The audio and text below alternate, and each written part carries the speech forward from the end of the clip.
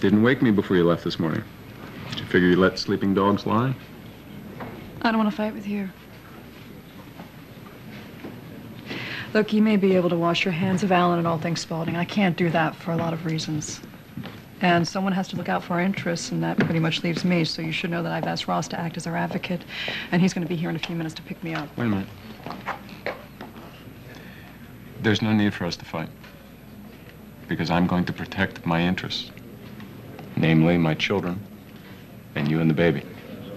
So what happens today does affect all of us, and I will be there. Good. Do you want to drive over together? Actually, I can't. Jeez, I'm so glad I caught you. I came over as soon as I got your message. Thanks. Are you sure you're okay with this? Of course. Now, you know that I would do anything for you. Appreciate it. I really appreciate you doing this. It's fine. I'm ready to testify. You've asked Beth to testify. Yeah, she's known Alan, the good and the bad, for a very long time. Huh. And I care about what happens to him, just like you do. Good. That makes three of us. Personally, I find this whole thing painful. Either Alan's going to be declared mentally incompetent or tried for trying to frame me. Although I guess there's justice and all that. I wonder if Reva would agree with you. After all, she is the one to suffer the most in all of this. Well, Holly and I have been to hell and back, having been accused of stalking her. Yes, but the real story came out pretty quickly, and you're certainly fine now. Your name is cleared, you're living with Philip, you're starting to show. This baby is the reason I need all of this to be over with. It's too much stress for the both of us. When you were pregnant with James, you were showing when you were this far along, weren't you? Well, this is very familiar then. Pregnant with Philip's baby, married to another man. Yeah, well, it was a difficult situation. And you weren't really a part of that pregnancy, not like you will be with this one. Well, good morning, ladies. Philip. Ross. Olivia, ready to go? Sure. Shall we all drive over together? You're coming too? Of course I'm coming. Well, actually, Olivia, I thought it'd be better if you and I went separately so I could discuss a few things with you in case the judge asks you to testify. Sorry. That's all right. It's not, Beth and I will go over in my car. All That's right. fine. We'll see you there. Okay. You all set? Okay, yes, let's go. I'll see you in court. Yes.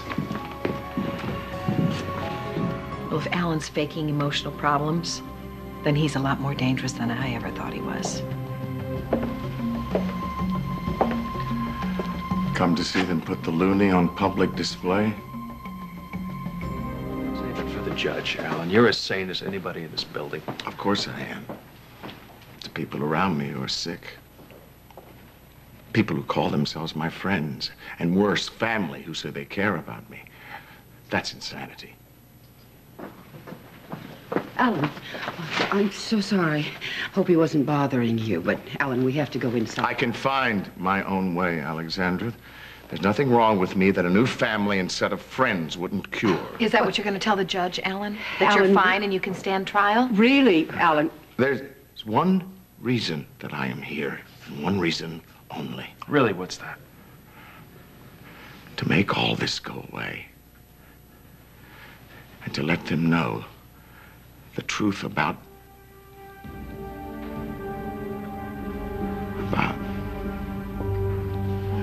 Reva. Hey, back away. No, it's all right. What are you trying to tell Really, me? this is not the time. Come on, Alan, talk to me. I know what they're saying. Who? The people, they're saying that I did something to hurt you, but I didn't do that. I wouldn't do that.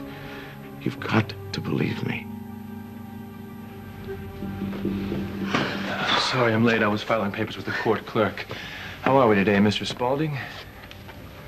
Do I know you? It's me, Alan Randall.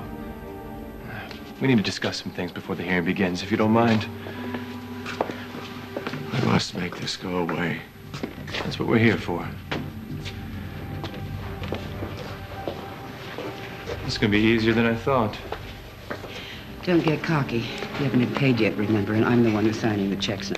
I'm not likely to forget that.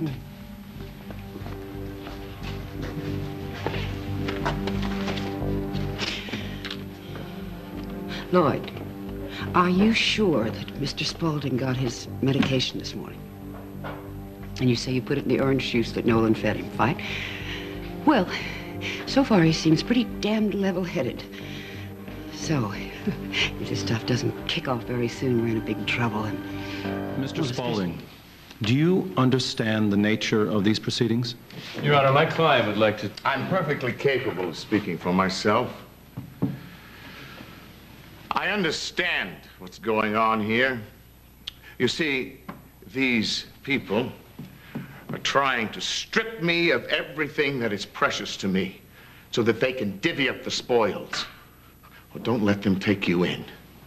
Actually, our purpose here is to determine whether or not you're capable of understanding the charges against you, and whether you can reasonably participate in your own defense.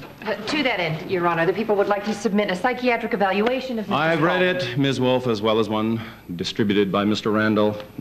Not surprisingly, the two paint very different pictures of Mr. Spaulding. Assassins. Mr. Spaulding, please. You will have your chance to speak. But I would like to hear from those closest to you first. Ms. Wolfe, will you proceed? Out with the knives. well, I first noticed the change in my brother a few weeks ago. He was distracted. He was disoriented.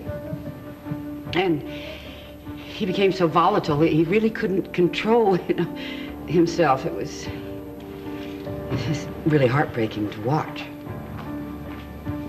I knew something was wrong when my ex-husband stormed into my bar at my hotel in a rage, and he was very confused. And the next day, he acted as if we were still married, when in fact the divorce papers were signed weeks ago. I couldn't believe what I was hearing. Alan had gotten it into his head that I was infatuated with him. What did Mr. Spaulding actually say? That despite the feelings he knew I had for him, he thought of me as a daughter, and he wouldn't make love to me no matter how much I wanted him to. Paranoid is really the only word I can think of to describe how suspicious he has become. He blows up, and you know, he's confused. He goes on about how he's lost everything, how I'm trying to drive him insane. He sees enemies everywhere. Maybe that's what Reva was to him. Or I don't know, maybe she was just a means to an end. How so? Well, he may have just been trying to strike back at Olivia Spencer for rejecting him. She didn't reject me. You stole her out of my bed. Mr. Spaulding. And he's not paranoia if they're really out to get you, Philip. Dad, stop it. You're damn right, I'll stop it. I'm gonna stop it right now. Order! Order! Get your hands off of me. He deserves more. Excuse me. I was told that I could find Ross Mahler in Judge Hazen's court. Well, this is it, but forget going in. It's a zoo today, a Spaulding-only circus. Spaulding only, huh? Mr. Randall, you will control your client, or I will have him removed from this courtroom. Godlike voice of Brandon. Brandon? Are you happy now? Are you happy? Look at me. Look what you've done to this family. Mr. Spaulding. Browbeat us until Spaulding, we did everything your way. Well, it was never enough, though, was it? I was never enough, and I hate you for it. I hate you for making me feel this way. Your Honor, I think it's painfully clear that my client is incapable. I am capable of talking and making my own defense. Mr. Spaulding. I am capable of talking and making my own defense. And listen to me here. These people, I am surrounded by monsters here. These people want to rip me to pieces. They're the real criminals here. Take my wife, for example. She looks perfectly normal on the outside, but on the inside, she's a harpy.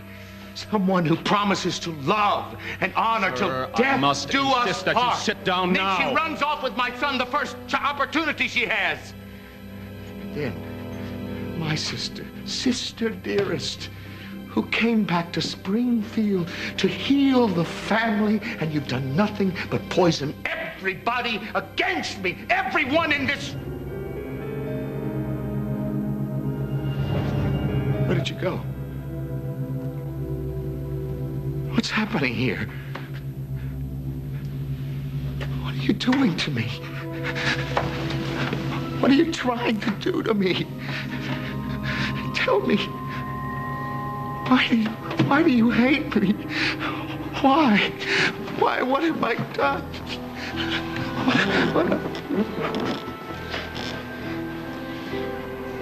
Under these circumstances, there's only one decision this court can make. And that's the humane one.